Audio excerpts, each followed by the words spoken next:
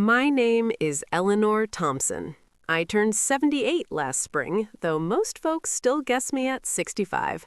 Maybe it's the way I still walk with purpose, or maybe it's because I refuse to let time bend my spine. This is my story, and if there's one thing I've learned in nearly 8 decades of living, it's this: never, ever mistake kindness for weakness. Because when people do, they usually regret it. Bitterly. Let me take you back to where it all began, or rather, where the trouble really started. It was early April, the kind of Texas spring where bluebonnets carpet the hillsides like spilled paint, and the air smells of fresh-cut grass and promise. My little ranch-style house sits on the western edge of Austin, just far enough from the city lights that you can still see the stars at night, but close enough that my son Michael can drive to his accounting office in under 30 minutes. The house itself isn't fancy. Single-story, red brick, white trim that George painted every 5 years like clockwork, until the last time when the cancer took him before he could finish the back porch. I never got around to hiring someone to complete it. Some things you just leave half done when the person who started them is gone. Inside, every corner holds a memory. The living room mantel still displays the same collection of family photos. George in his army uniform, young and serious. Me in my white lace wedding dress holding that sapphire ring like it was the most precious thing in the world. Because it was. Our wedding day, June 12th, 1968. I was 19, he was 21. We thought we had forever. The kitchen still has the same yellow gingham curtains I sewed in 1982, the table where Michael did every piece of homework from first grade through college entrance exams, the same oak chairs, worn smooth on the arms from 35 years of family dinners.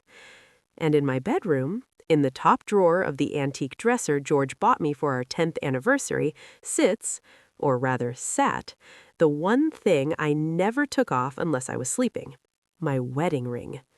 A slim gold band. One perfect oval sapphire, deep blue like the Texas sky after a rain. 4 tiny diamonds on each side, like quiet sentinels. It wasn't the biggest stone in the world. It wasn't the most expensive when George bought it secondhand from old Mr. Rosenberg's jewelry store downtown. But it carried 4 generations of women before me. Great-grandmother Abigail wore it through the Great Depression, selling her own mother's silver just to keep the lights on, but never once considering selling the ring.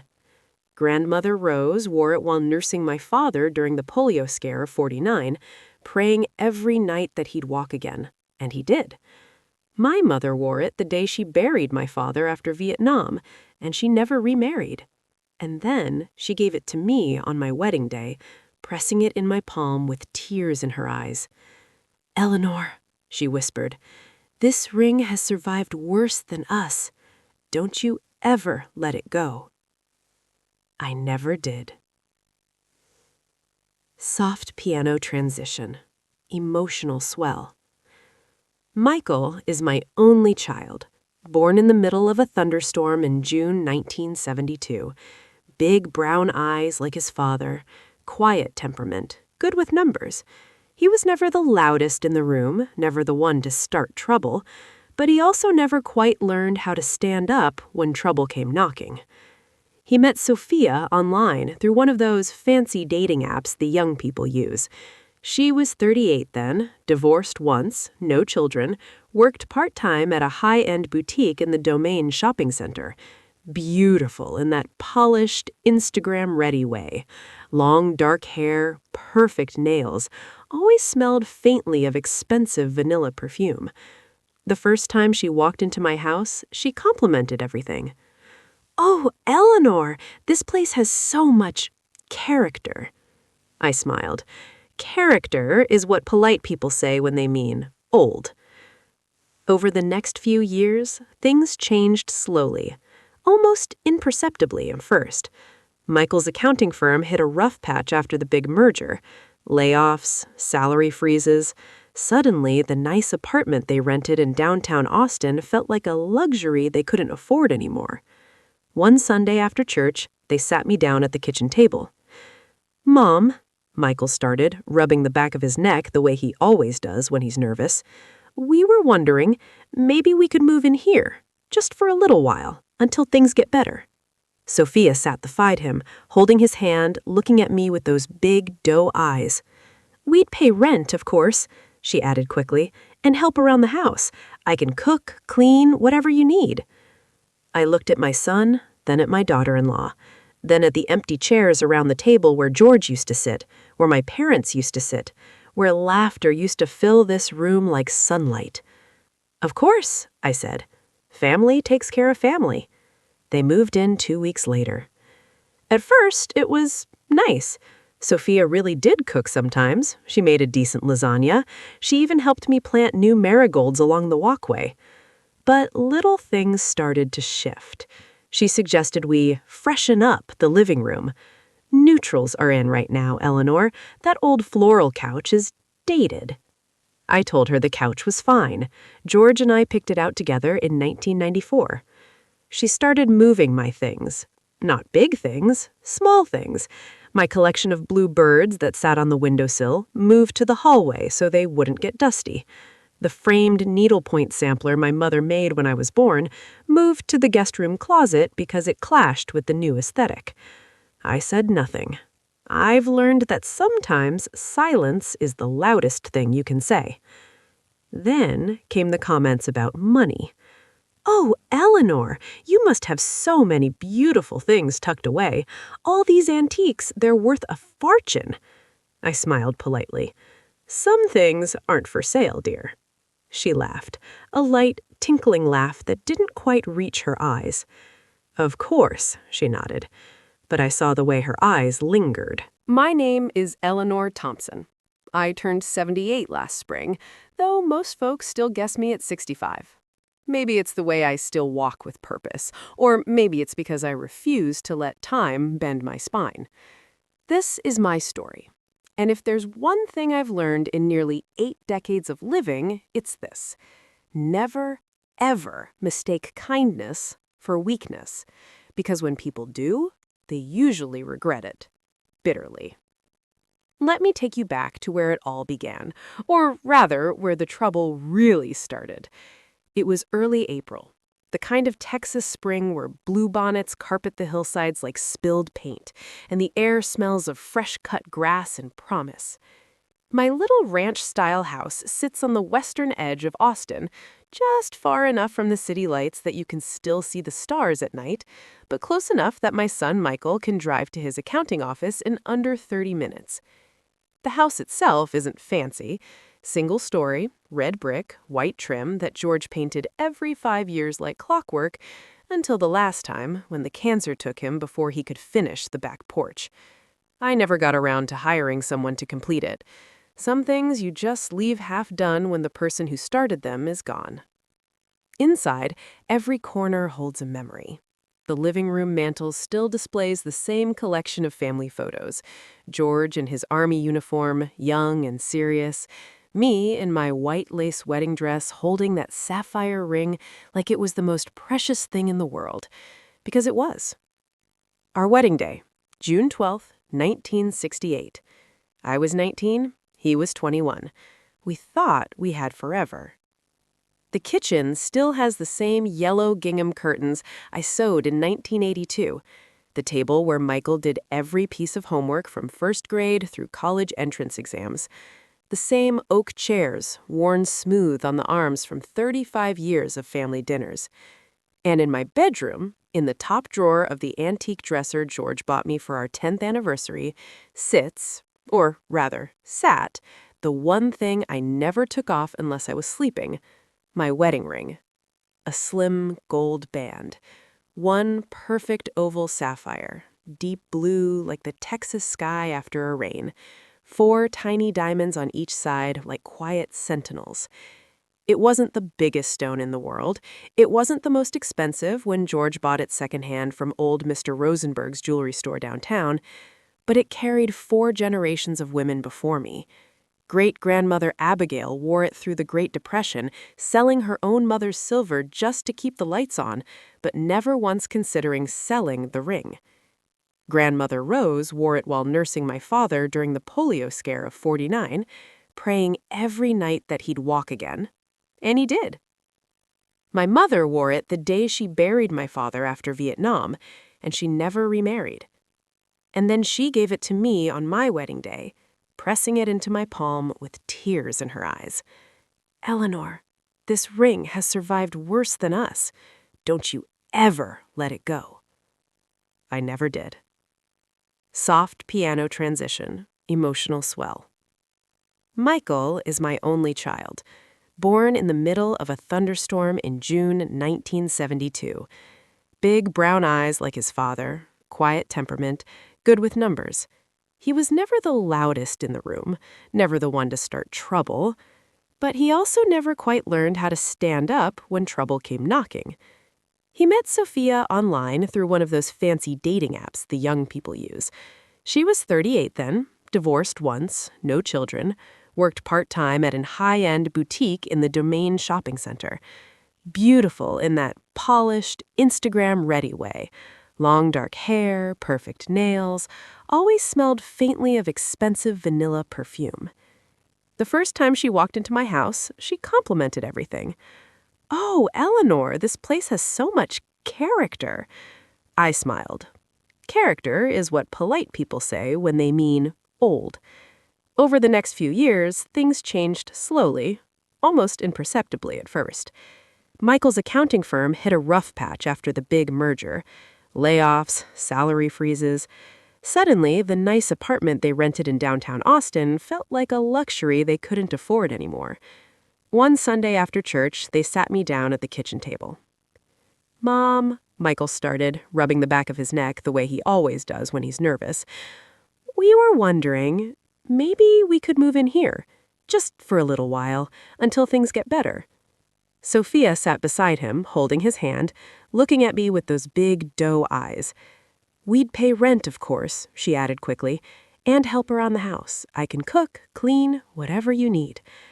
I looked at my son, then at my daughter-in-law, then at the empty chairs around the table where George used to sit, where my parents used to sit, where laughter used to fill this room like sunlight. "Of course," I said. "Family takes care of family." They moved in 2 weeks later. At first, it was nice. Sophia really did cook sometimes. She made a decent lasagna. She even helped me plant new marigolds along the walkway. But little things started to shift. She suggested we freshen up the living room. "Neutrals are in right now, Eleanor. That old floral couch is dated." I told her the couch was fine. George and I picked it out together in 1994. She started moving my things. Not big things, small things. My collection of ceramic bluebirds that sat on the windowsill moved to the hallway so they wouldn't get dusty. The framed needlepoint sampler my mother made when I was born moved to the guest room closet because it clashed with the new aesthetic. I said nothing. I've learned that sometimes silence is the loudest thing you can say. Then came the comments about money. "Oh, Eleanor, you must have so many beautiful things tucked away. All these antiques? They're worth a fortune." I smiled politely. "Some things aren't for sale, dear." She laughed, a light, tinkling laugh that didn't quite reach her eyes. "Of course not. I just mean it's a shame to let them sit in drawers, you know." I knew. Music turned slightly tense, subtle heartbeat sound. The ring started to draw her attention more and more. She would watch me when I washed dishes, the way the sapphire caught the kitchen light. "Eleanor, that ring is stunning, really unique. Vintage pieces like that are so trendy right now." "It's not a piece," I corrected gently. "It's a promise." She smiled, nodded, but I saw the way her eyes lingered. You know that feeling when something precious is missing, but you can't quite put your finger on why your heart is racing? That's exactly how I felt the morning after I found my jewelry box slightly out of place. The ring was gone. Not misplaced, not fallen behind the dresser. gone. I searched every inch of my bedroom that Thursday morning while Michael was already at work and Sophia was still in the shower. Under the bed, inside every drawer, even the pockets of the cardigan I wore the day before. Nothing. By the time Sophia came out wrapped in her fluffy white robe, hair dripping, I had already composed myself. I wasn't ready to accuse.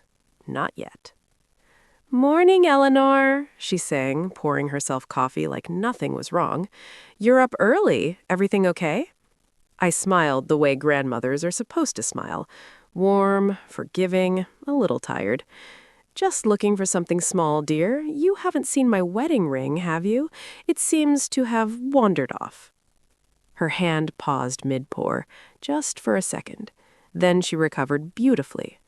"Oh no, that beautiful sapphire one? No, I haven't. Maybe it slipped off when you were gardening yesterday? You should check the flower beds." I nodded slowly. "Maybe I will." But I already knew it wasn't in the garden. I knew it wasn't in this house anymore. Music dips lower, subtle string tension. Here's what most people don't understand about suspicion. It doesn't explode like in the movies. It grows quietly, like ivy creeping up the side of an old house, one tendril at a time, until one day the whole wall is covered and you can't see the brick anymore. That ivy started climbing the day Sophia moved in. At first, it was harmless comments, then small rearrangements, then the constant talk of money, then Hawaii, now the ring. I decided not to say another word about it that day. Instead, I watched. I watched how she checked her phone every few minutes with a secret little smile. I watched how she hummed while packing a small overnight bag, just in case we decide on a last-minute girls' trip to San Antonio, she explained when I asked. I watched how she avoided looking directly at my left hand, now bare except for the faint tan line where the ring had lived for 55 years. That afternoon, while Sophia was at her boutique shift, I did something I hadn't done in years. I drove downtown. Not to shop, not to visit friends, to pawn shops. Austin has more than you'd think. Little holes in the wall squeezed between trendy coffee shops and vintage clothing stores on South Congress, Cesar Chavez, and the lesser-known stretches off Menchaca Road. I started at the first one, Gold and Silver Exchange. Clean, bright, almost respectable looking. I showed the owner, a middle-aged man with a thick mustache, the old appraisal photo I kept in my wallet. "Ever seen this ring come through here in the last week or so? Vintage sapphire, gold band, 4 small diamonds each side." He studied the picture carefully, shook his head. "Nope, sorry, ma'am. We get a lot of wedding sets, but nothing like that recently." Second shop, Texas Star Pawn. Darker. Smell of old metal and cigarette smoke. Same question. Same answer. No. Third, Easy Pawn on Ben White. Young girl behind the counter, chewing gum. Nah, haven't seen it. We mostly get gold chains and iPhones these days. Fourth, Lone Star Pawn and Jewelry. Tucked behind a Whataburger on South First Street. Small sign flickering in the window. Bell jingled when I pushed the door open. An older man with thick glasses and a green visor looked up from his workbench. "Help you, ma'am?" I laid the photo down. "I'm looking for this ring. Family heirloom. It went missing recently. Has anyone brought in something like this?" He adjusted his glasses, studied the picture longer than the others. Then he nodded slowly. "Yeah, pretty distinctive piece. Came in, let's see." He flipped through a receipt book. "Last Tuesday. Woman in her 40s, dark hair, said it was an unwanted inheritance." My stomach dropped through the floor. "Did she give a name?" "Usually we don't ask unless it's high value, but she signed the ticket as S. Ramirez. Sophia's maiden name." I felt the blood drain from my face, but I kept my voice steady. "Do you still have it?" He shook his head. Sold it already. Quick turnover on quality vintage. Bought by a collector out of Dallas yesterday. Paid $2,800 cash. $2,800. My mother's ring. My grandmother's ring. Abigail's ring from the Depression. $2,800. I thanked him politely, told him I understood, asked if he had a copy of the receipt or any photos. He printed one for me, the pawn ticket with Sophia's signature, date, description, vintage 14K gold, sapphire, and diamond wedding band. I folded it carefully, put it in my purse. Then I drove home. Music swells. Emotional violin enters. The house was quiet when I returned. I sat in George's old recliner, the one I still couldn't bring myself to reupholster, and stared at the wall. I didn't cry. I've cried enough in my life. Wars, funerals, cancer wards, empty nests. I was done with easy tears. Instead, I thought. I thought about trust, about how fragile it really is, about how quickly people can justify betrayal when they want something badly enough. Sophia wanted Hawaii. She wanted the pictures, the likes, the escape from whatever quiet unhappiness she carried inside. And she decided my history was the price tag. I opened my laptop, old but still reliable, and logged into my bank. I checked the joint account Michael and I kept for household expenses. A withdrawal. 2 days ago, $2,800, labeled cash, personal. I closed the laptop. Then I did something else. I called Harold Whitaker. Harold was my lawyer, had been since George passed. Quiet man, 75 years old, still sharp as a tack. We'd set up the revocable living trust together back in 2015. Eleanor? He answered on the second ring. Everything all right? No, Harold, not really. I told him everything. The missing ring, the pawn shop, the receipt, the withdrawal. Silence on the other end for a long moment. Then, that's theft, Eleanor. We can file a police report. We can sue for conversion of property. I don't want to go to the police yet, I said. Harold sighed, the sigh of a man who's seen too many families tear themselves apart. What do you want to do? I want them to understand what they've done. I want them to feel it, not just in their wallet, but in their conscience. We talked for almost an hour. He reminded me of the clauses we'd put in the trust, the ones I'd almost forgotten about. Respect for family property, no unauthorized disposition of heirlooms, breach of fiduciary duty triggers reallocation. The house, paid off since 2002, was in the trust. The savings, almost $400,000 after George's life insurance and careful investing, was in the trust. Michael was the primary beneficiary, but only if the terms were honored. Otherwise, it went to 3 charities I'd chosen years ago: the local women's shelter, the veterans' home where George spent his last weeks, and a scholarship fund for first-generation college students at the university where Michael graduated. I thanked Harold, told him I'd keep him updated. Then I sat in the gathering dusk and planned. Music transitions, determined, slow-building strings. When Sophia came home that evening, she was glowing, carried shopping bags from Nordstrom Rack. Eleanor, look, got the cutest swimsuit for Hawaii. Want to see? She pulled out a tiny emerald green bikini. I looked at it, then at her. Very pretty, I said. She didn't notice the flatness in my voice. Michael arrived home 20 minutes later.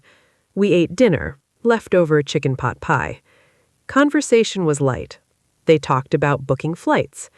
Should we do it tonight? Sophia asked excitedly to Michael. "The deal ends tomorrow." Michael glanced at me. "Mom, we were thinking maybe you could help with the flights. Just this once. We'll pay you back when my bonus comes." I set my fork down, smiled gently. "We'll talk about it tomorrow, dear." Sophia's eyes sparkled. She thought tomorrow meant yes. It didn't. That night, after they went to bed, I did 2 more things. First, I installed a small indoor camera, the kind you can buy at any big box store, motion-activated, cloud storage, no monthly fee if you buy the memory card.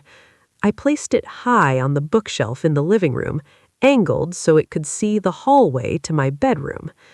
Second, I moved the jewelry box. Not far, just to the top shelf of my closet, behind a stack of old photo albums. Then I waited. Music fades to quiet, ominous tones. The secret sale was done, the suspicions had grown into certainty, and the storm, the real storm, was only just beginning. Chapter 3. The Discovery and Silent Strategy. Approximately 4,000 words. Dramatic first-person narration script for YouTube. Opening. Very soft, almost whispering piano. Slow, deliberate notes. Distant Texas wind, faint cricket sounds. They say the truth has a weight. Not the kind you can measure on a scale, but the kind that presses on your chest when you finally see it clearly. That Thursday morning in late April, after I'd retrieved my ring from the pawn shop and locked it away in the hidden safe, that weight settled over me like a heavy quilt. Not suffocating, protective. I knew, I had proof, and now I had a choice. Most people would have exploded right then, stormed into the kitchen while Sophia sipped her coffee, held up the pawn ticket and the recovered ring, demanded answers, tears, apologies, maybe even called the police. I could have done that, but I didn't. Because anger is loud, and loud things are usually over quickly. They burn hot, flare bright, and leave ashes. I wanted something stronger. Something that lasts, something that would echo long after the shouting stopped. So I chose silence and strategy. Music shifts. Subtle strings enter, building quiet tension. Let me take you through those next few days, day by day, the way I lived them. Friday, the first full day of knowing. I woke up before dawn, as always, made coffee the old way, percolator on the stove, no pods, no machines. The smell filled the house like a memory. Sophia came out around 7:45, still in her silk sleep shirt, yawning dramatically. She poured herself a mug without looking at me. "Morning, Eleanor. Sleep okay?" "Like a baby," I lied smoothly. She didn't notice the edge in my voice. People rarely do when they're focused on their own plans. Over breakfast, toast, scrambled eggs, fresh orange slices, she started again about the trip. "We booked the flights last night, non-stop to Kahului. Can you believe it? Only 2 weeks away now." Michael, who had just walked in tying his tie, smiled weakly. "Yeah, it's happening." I buttered my toast slowly.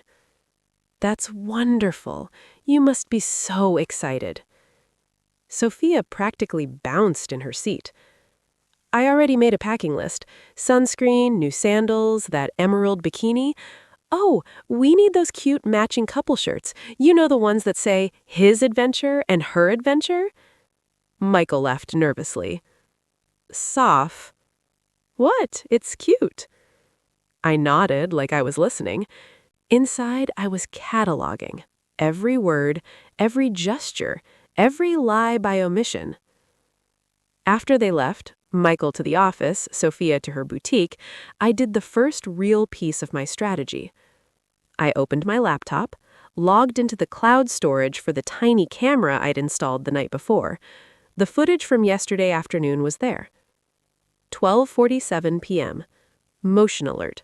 Sophia enters my bedroom, looks around quickly, opens the top dresser drawer where the jewelry box used to be, frowns, checks under the bed, even lifts the edge of the quilt like I might have hidden it there. Then she mutters something. The audio is faint, but I can make it out. Where the hell did it go? She stands there for almost 30 seconds, hands on hips, confused, then leaves.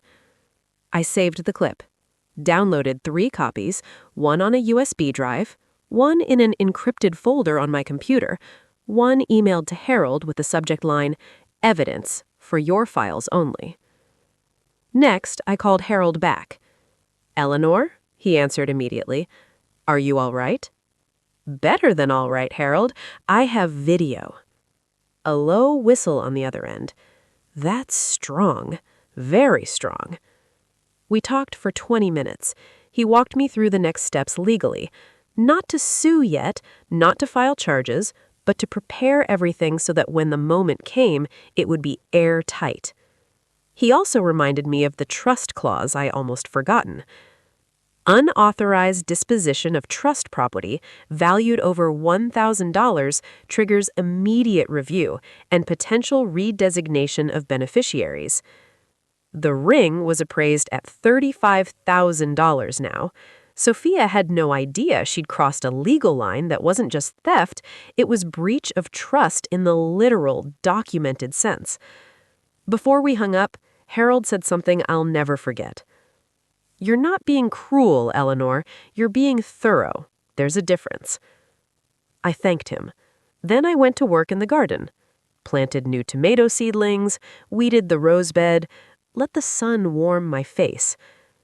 Sometimes the best strategy is to look completely normal. Saturday. Planting seeds. Literal and otherwise. Saturday morning, Michael had to go into the office for a half day. Sophia announced she was meeting the girls for brunch. Perfect. While the house was empty, I did 2 important things. First, I took the ring to my longtime jeweler, Mr. Goldstein on Congress Avenue, the same man who'd cleaned it every year since 1985. He examined it under his loupe, clucked his tongue. "Still perfect, Eleanor. That sapphire hasn't lost a bit of fire." I asked him to write a fresh appraisal, current market value. He came back with $37,200. I had him notarize it on the spot, added it to my growing folder of evidence. Second, I called my neighbor Mrs. Jenkins, Betty, the one who's lived across the street since before Michael was born. Betty is 82, sharp as a tack, and zero patience for nonsense. I invited her over for iced tea. She arrived with a plate of her famous lemon bars. We sat on the porch swing. I told her almost everything, not the legal details, just the heart of it. Betty listened without interrupting. When she finished, she set her glass down hard. "That girl sold your mama's ring for a vacation?" I nodded. Betty looked out at the street for a long minute. "You know what my Robert used to say? Never argue with a fool. Onlookers can't tell the difference. You're doing right by staying quiet. Let her show her true colors. They always do." We talked for almost 2 hours. She shared stories from her own family, a daughter-in-law who tried to take over the house too soon. Betty had quietly changed her will. No drama, just consequences. When she left, she hugged me tight. "You call me if you need anything at all. I've got a shotgun and a lawyer on speed dial." I laughed, the first real laugh of days. Sunday. Church and clarity. Sunday, we all went to church together. First Baptist of South Austin. Same pew, 3rd row from the front, where George and I sat for 42 years. The sermon was on forgiveness. Pastor Daniels read from Matthew. Then Peter came to Jesus and asked, "Lord, how many times shall I forgive my brother or sister who sins against me? Up to 7 times?" Jesus answered, "I tell you, not 7 times, but 77 times. Sophia whispered to Michael, "See, forgiveness is key." I kept my face neutral. After service, we shook hands, said hello to old friends. Mrs. Ramirez, no relation to Sophia, asked about the grandbabies we still didn't have. Sophia laughed too loudly. Soon, hopefully. On the drive home, Michael glanced at me in the rearview mirror. You okay, Mom? You've been quiet. I smiled. Just listening to the sermon, dear. That afternoon, while they napped, I sat at the kitchen table with a legal pad. I wrote the letter. Not the angry kind, the calm kind. Dear Michael and Sophia, by the time you read this, you will already know what I know. The ring is back in my possession. I have the pawn ticket, the video footage, the new appraisal, and the bank records. I raised one son. I loved him with everything I had. I opened my home to his wife. I trusted you both. Trust, once broken, is like a mirror. You can glue the pieces back together, but the cracks will always show. I am not cutting you out of my life. Not yet. But I am protecting what remains of mine. The house, the savings, the memories. They are now fully protected under the terms of the trust George and I established years ago. Any further breach will result in automatic changes to the beneficiaries. I hope we can repair this. Counseling, honesty, time. But understand this. I will never again be treated as though my life, my history, my treasures are disposable. With love, but also with boundaries, Mom/Eleanor.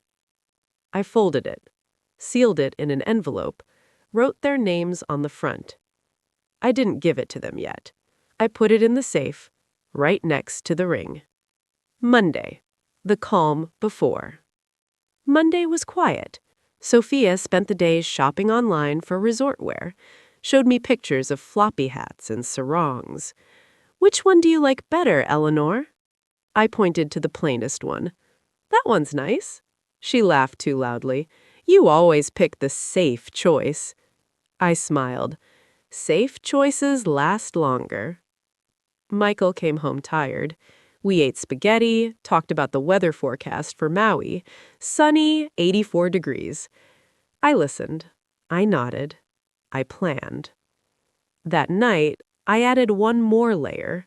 I changed the Wi-Fi password, just for fun. When Sophia's phone wouldn't connect, she asked me. Oh, I updated it for security, I said innocently. Here's the new one. She typed it in. It worked. But I had changed the admin password too. If I needed to, I could lock them out of the network entirely. Small. Petty? Maybe. But control is control. As the week drew to a close, I felt something shifting inside me. Not hatred, not revenge. Power. The kind that comes when you stop being the victim of someone else's story and start writing your own ending. They thought they were going to Hawaii in triumph, sun-kissed, carefree, posting photos of cocktails with little umbrellas. They had no idea that when they came back, everything would be different. Because I had discovered the truth, and I had chosen silence, not weakness. Silence as strategy. A discovery was complete. The strategy was in motion, and the clock was ticking.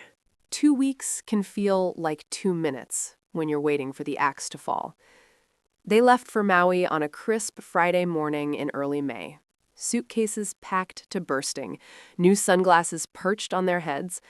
Sophia kissed my cheek at the door, a quick, perfunctory peck. See you in 10 days, Eleanor. Don't miss us too much. Michael hugged me longer. His arms felt guilty. Love you, Mom. We'll call when we land. I stood on the porch and waved until their Uber disappeared around the corner. Then I went back inside, closed the door softly, and let out the breath I'd been holding for 14 days.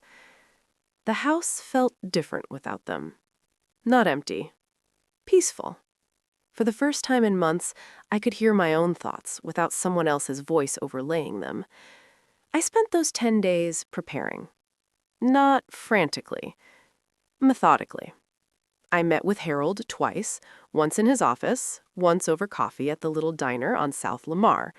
We reviewed every document, the original trust papers, the amended clauses from 2018, the new appraisal, the pawn ticket, the bank statements, the camera footage timestamps. Everything was organized in a simple black binder labeled Family Matters. I also spoke to Betty Jenkins again. She brought over a casserole and stayed for 3 hours. We talked about boundaries, about legacy, about what it means to love someone and still protect yourself. On the 8th day, I added one final touch. I printed 3 copies of the letter I'd written weeks earlier, one for Michael, one for Sophia, one for my records. I placed them in the dining room sideboard, the same one George refinished in 1997, right where they would see them when they sat down for their first meal back. Then I waited. I've spent weeks thinking about what to do. I could call the police. Theft over $2,500 is a felony in Texas. I could press charges.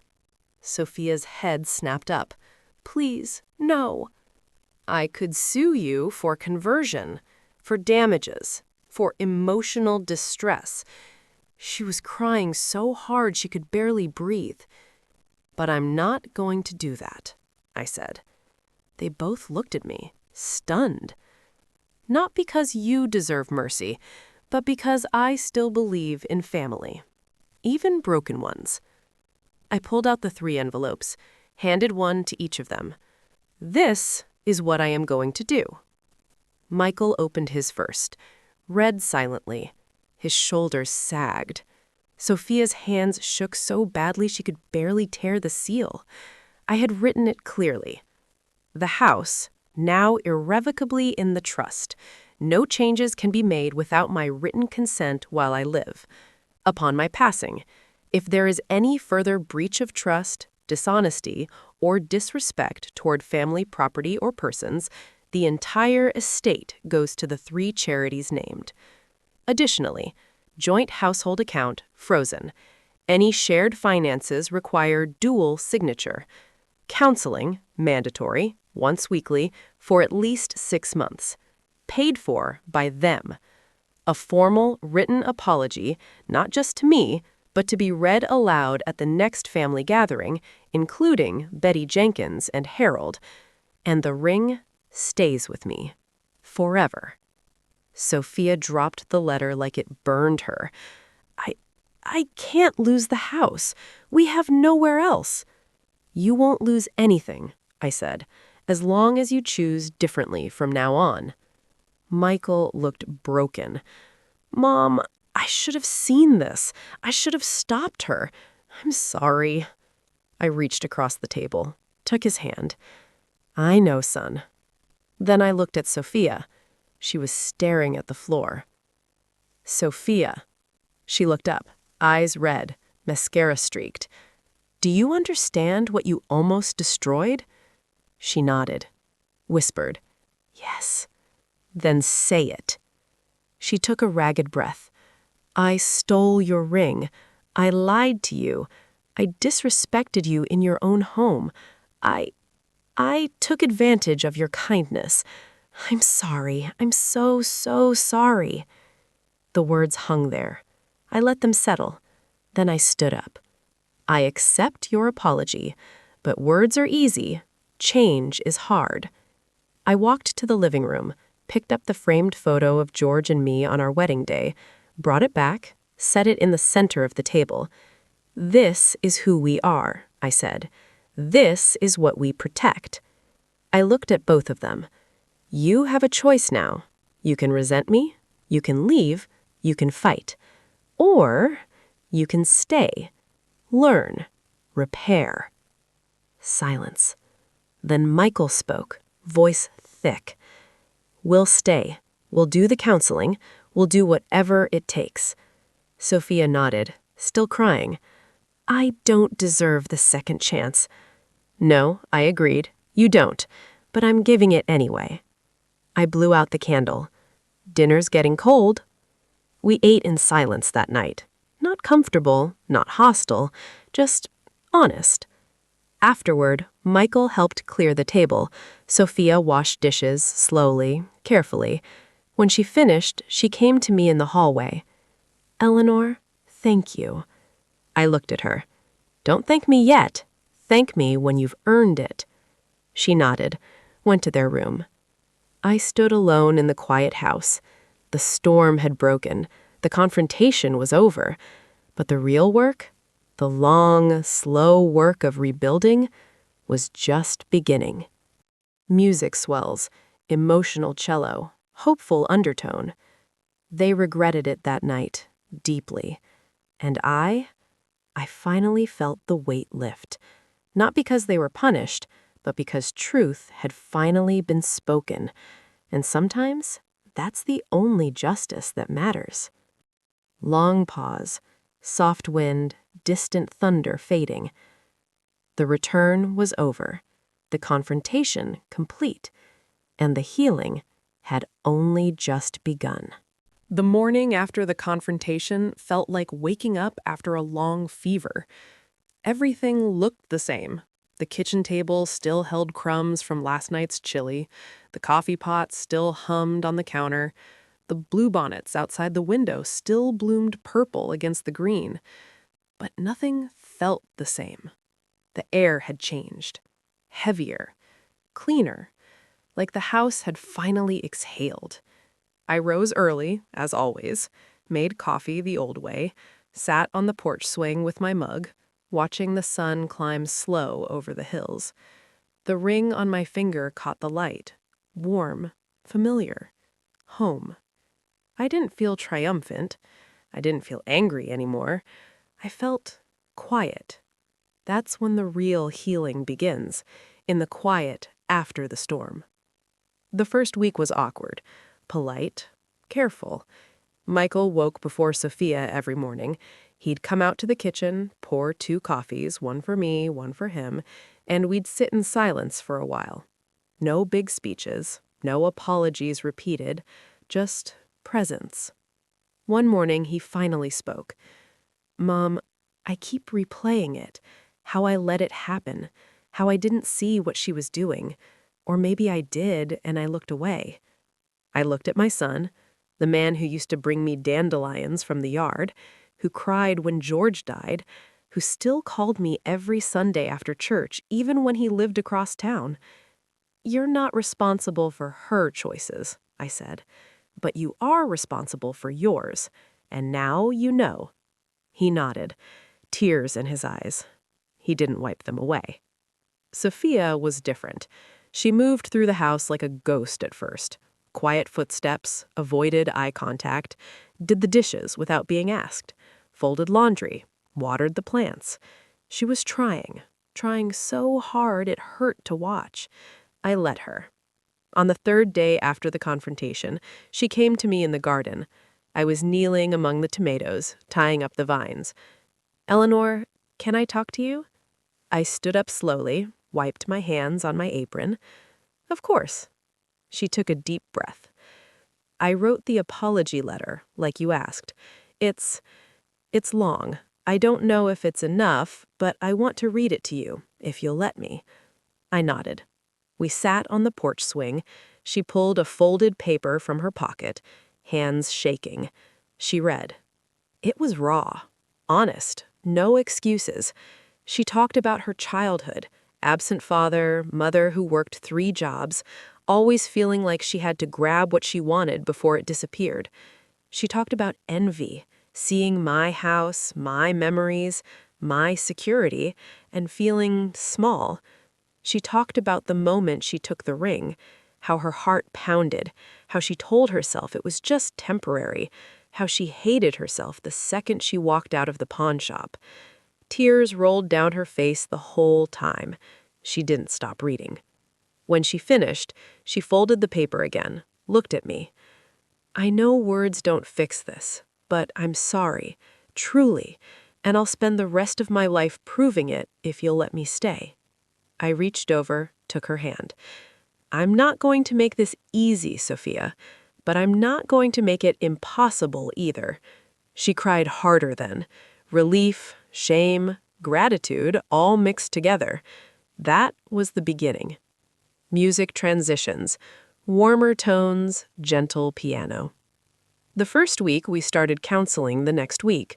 A quiet therapist in South Austin, Dr. Elena Ramirez, no relation.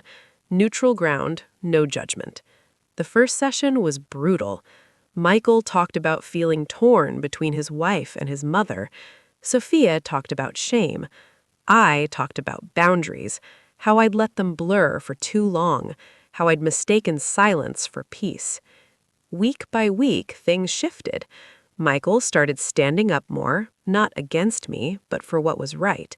When Sophia slipped into old habits, complaining about money, eyeing my things, he'd gently redirect.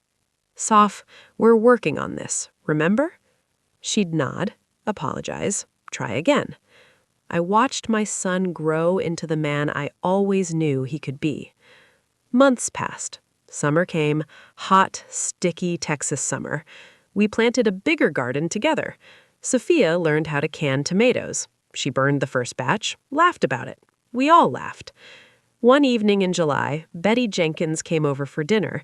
Sophia had asked if she could read her apology aloud to the family gathering. Betty was the closest thing we had to extended family. Betty listened, tears in her eyes. When Sophia finished, Betty stood up, walked over, and hugged her tight. "Child, we all fall. The measure of a person is whether they get back up." Sophia cried again, but this time it was different, lighter. Music builds, hopeful, uplifting strings. Fall arrived. The leaves didn't change much in Austin, but the air did, cooler, clearer. Sophia got a full-time job at a boutique downtown. Better pay, better hours. She started contributing more to the household, not because she had to, because she wanted to. Michael got a promotion at the firm. He came home one night with flowers for both of us. "For the two strongest women I know," he said. I saw the regret in his eyes still, but also pride, in himself, in us. One Sunday after church, we all went to the cemetery, George's grave. I brought fresh flowers. Sophia brought a small stone she'd painted, a blue sapphire, imperfect but heartfelt. She placed it on the headstone. "I never met you, George," she whispered, "but I'm sorry for hurting your family.